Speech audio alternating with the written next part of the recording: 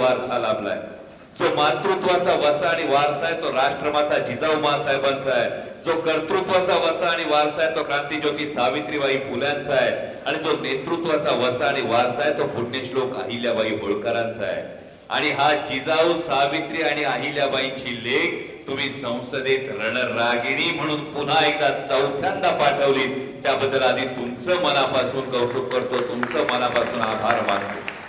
का लाडकी बहीण कोणीही आज म्हणत असेल, निवडणुकीच्या तोंडावर म्हणत असेल, लोकसभेच्या निवडणुकीचा निकाल बघितल्यानंतर म्हणत असेल, पण महत्वाचं म्हणजे ही लाडकी बहीण आमची लाडकीच आहे हे बारामती लोकसभा मतदारसंघाने आधी लोकसभेच्या निवडणुकीत दाखवून दिलं। आणि महिलांच्या कर्तृत्वाचा जो सन्मान आहे, नेतृत्वाचा जो सन्मान आहे, तुमच्या खासदार फक्त बारामती लोकसभेच्या खासदार राहत नाही। जेव्हा ताई संसदेत बोलायला उभे राहतात तेव्हा ताईंकडे बघताना कायम एक मनात एक भावना ही निर्माण होते। जेव्हा जेव्हा आपल्या बापाला वाटतं, कारण जगात सगळ्यात मोठं सुख काय असेल तर लेकीचा बाप होण्यासारखं जगातलं दुसरं सुख नसतं।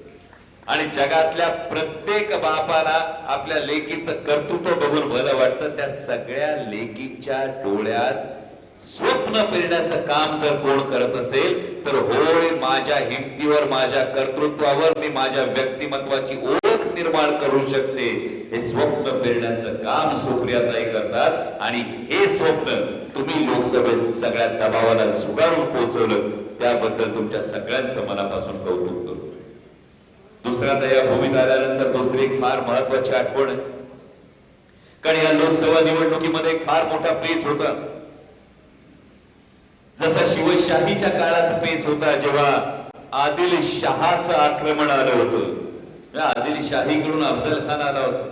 मगाशी आमचे स्नेही दिग्विजयजी बोलले, कुठे गेले? दिग्विजयजी बोलले, त्यांच्या रक्तात त्यांच्या घराण्याने हा इतिहास रचलेला आहे। आजही महाराष्ट्राला हा अभिमानास्पद वाटणारा जो इतिहास आहे, जेव्हा जेव्हा प्रलोभन समोर येतात, जेव्हा जेव्हा दबाव समोर येतो, जेव्हा अफजल खानाचं आक्रमण आलं होतं तेव्हा सगळ्या वतनदारांना, सरदारांना फरमानं सुटली होती। मग अशा आप्पासाहेब मोदाना बोलले, स्टेटस ठेवलं तरी दबाव येत होता, आता स्टेटस ठेवलं तर दबाव येतो। तेव्हा भगवा जर लावला आणि स्वराज्याची बाजू घेतली तर फरमान यायचं। तेव्हा फरमान आली होती की जर शिवस्वराज्याची साथ दिली, जर शिवाजी महाराजांची साथ दिली तर घरादारावरून नांगर फिरेल। आणि काही जणांनी हा नांगर फिरेल म्हणून पटापटा पलीकडे उड्या मारल्या। ज्यांनी त्यावेळी उड्या मारल्या आज त्यांचा इतिहास सांगितला जात नाही, इतिहास सांगितला जातो स्वाभिमानासाठी आणि निष्ठेसाठी वतनावर पाणी सोडणाऱ्या कारीच्या कान्होजी राजे देशमुखांचा इतिहास सांगितला जातो। हा संस्कार आहे महाराष्ट्राचा। हा महाराष्ट्र कधी दबावाला बळी पडला नाही। महाराष्ट्र जेव्हा जेव्हा ताठ मानेनं उभं राहिला तेव्हा तेव्हा महाराष्ट्राने इतिहास घडवला।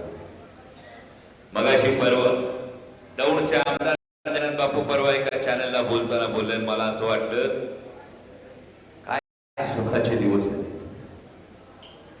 का? 35 रुपयाच्या खाली एकाने बी कांदा विकला ना? का विकला? काय हो, 35 रुपयाच्या खाली एक पण कांदा विकला नाही असं जर आमदार म्हणत असतील तर दौंड तालुक्यातल्या हजारो पट्ट्या शेतकऱ्यांच्या दाखवता येतील का 20 रुपयांनी ज्या कांद्याला 32 वेळा हाताळावा लागतं मार्केटमध्ये जाईपर्यंत, तो कांदा 20 रुपयांनी याच शेतकऱ्यांना विकावा लागला। आणि हीच अडचण झालीये। भारतीय जनता पक्षाचं दिल्लीतून ठुमकं वाजलं, गुबू गुबू वाजलं का महाराष्ट्रातले सगळे नंदीबैल गुबू गुबू माना डोलायला लागतात। हीच आमची अडचण आहे, हीच आमच्या शेतकऱ्याची अडचण आहे, हीच आमच्या तरुणाची अडचण आहे। म्हणजे विचार करा, भारतीय जनता पक्षाचे नेते येतात प्रचाराच्या वेळी, परत येतील, आल्यानंतर भारतीय जनता पक्षाचे नेते सांगतील काय म्हणा, भारत माता की।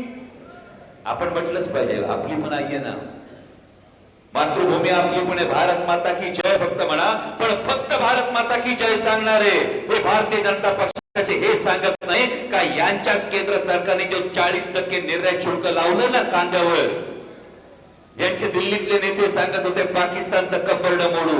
परिस्थिती काय? आज आपला कांदा यांच्या 40% निर्यात शुल्कामुळे जागतिक बाजारपेठेत आपल्या कांद्याची किंमत आहे $685 आणि पाकिस्तानच्या कांद्याची किंमत आहे $350. कांदा कुठला उचलला जाईल, भारताचा का पाकिस्तानचा?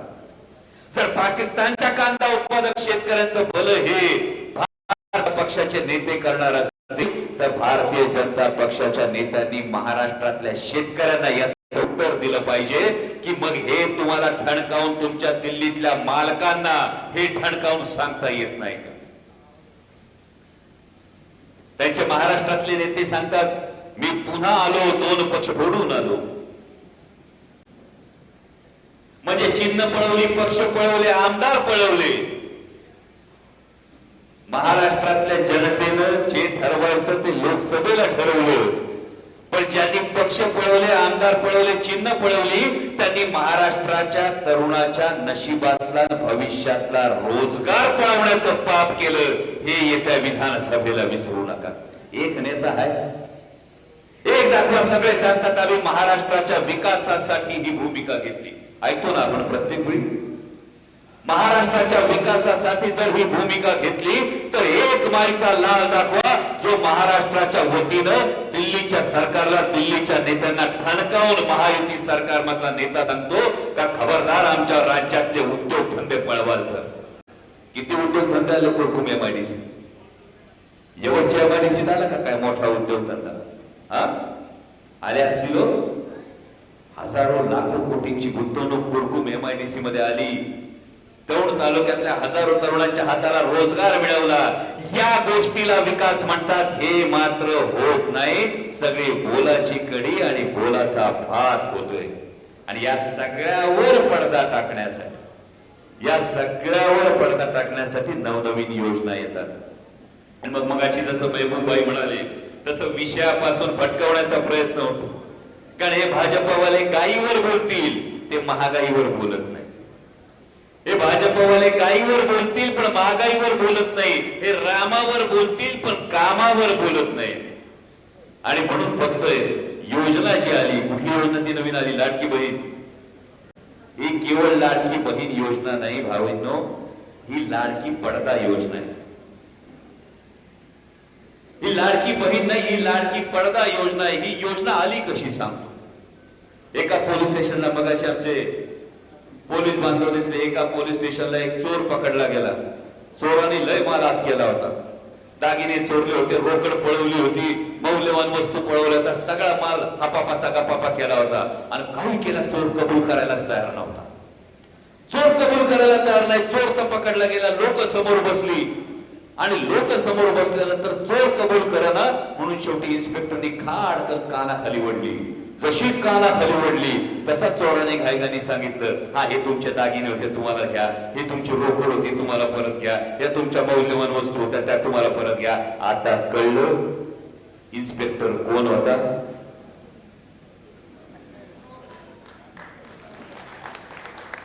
आता कळलं इन्स्पेक्टर कोण होता. इन्स्पेक्टर दुसरा तिसरा कोणी नव्हता, लोकसभेचा निकाल होता. आणि ती कानाखाली वाजवली, ती महाराष्ट्रातल्या जनतेने वाजवली.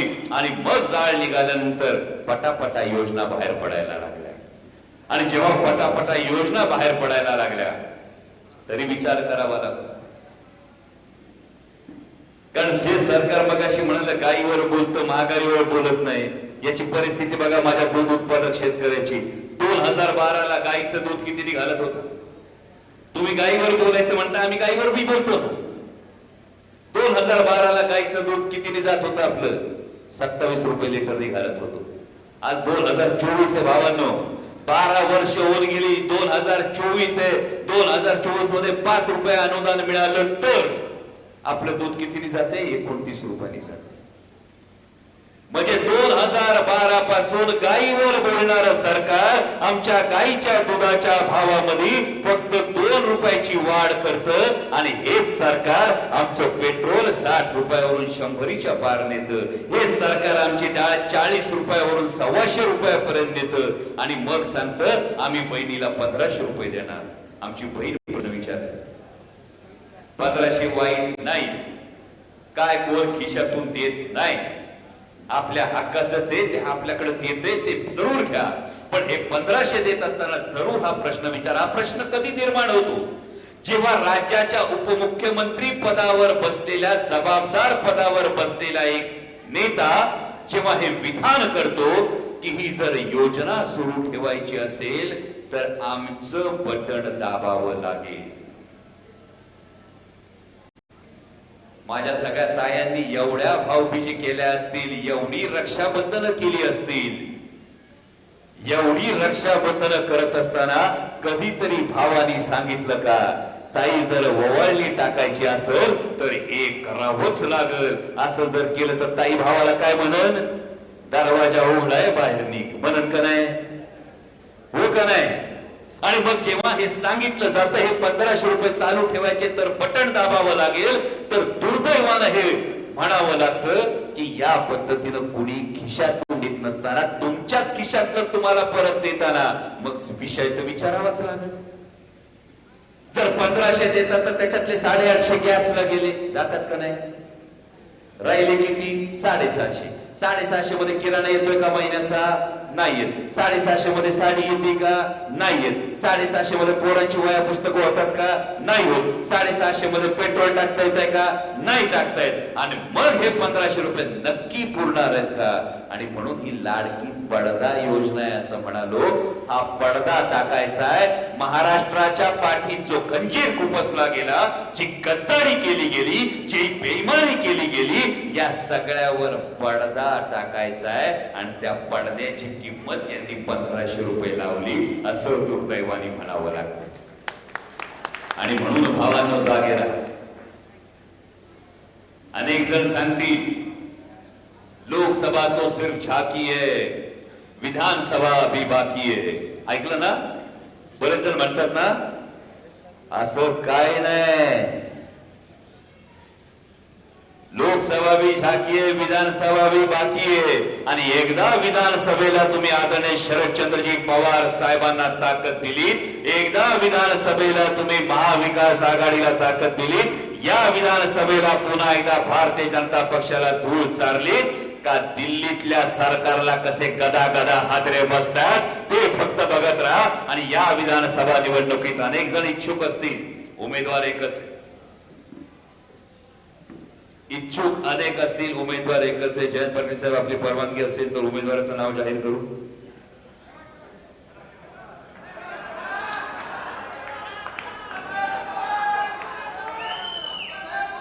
जे तुमच्या मनात तेच माझ्या वोटात उमेदवाराचा आदरणीय शरदचंद्रजी पवार. आणि हे आपल्या उमेदवाराचं नाव आहे. त्यामुळे जेव्हा विधानसभेच्या निवडणुकीमध्ये मतमोजणीला जाल, मतदान यंत्रावरचं कमळाचं बटन बघाल, जेव्हा जेव्हा कमळाचं बटन बघाल, कमळाचं फूल बघाल, तेव्हा तेव्हा यांचे नेते आपल्याकडे येऊन जेव्हा जेव्हा कमळाचं बटन बघाल तेव्हा यांचे नेते येऊन आमच्या भाग्य विधात्याला, आमच्या देवाला भटकती आत्मा म्हटले होते हे विसरू नका. जेव्हा जेव्हा कमळाचं बटन बघाल तेव्हा यांचे नेते येऊन आमच्या दैवताला भ्रष्टाचारांचा सरदार म्हटले हे विसरू नका. आणि जेव्हा जेव्हा कमळाचं बटन बघाल तेव्हा एक गोष्ट लक्षात ठेवा, 27 जूनला यांच्याच पंतप्रधानांनी सांगितले होते सगळे घोटाळे, 70,000 कोटीचा घोटाळा, सिंचन घोटाळा, हा घोटाळा, तो घोटाळा, ज्यांच्यावर आरोप होते ते आता कुठे? तट्ट्या लावला का उठला, पठ्ठ्या जाऊन बसला मांडीवर, अशी परिस्थिती झाली. आणि ज्यांना त्यांनी मांडीवर घेतलं त्यामुळे ही निवडणूक केवळ भारतीय जनता पक्ष, राष्ट्रवादी काँग्रेस पक्ष, शरदचंद्र पवार अशी निवडणूक नाही. ज्यांच्यावर आरोप केले ते सगळे तिकडे गेले. त्यामुळे भ्रष्ट जुमला पार्टी विरुद्ध सगळ्यात स्वच्छ पार्टी अशी ही निवडणूक आहे. आणि त्यामुळे तुतारी वाजवणाऱ्या माणसाला विसरू नका, हे चिन्ह घराघरापर्यंत पोहोचवा. आणि हीच सुरुवात असेल. हे शिवस्वराज्य महाराष्ट्रात आणण्याची हीच अपेक्षा व्यक्त करतो आणि थांबतो. धन्यवाद. जय शिवराय.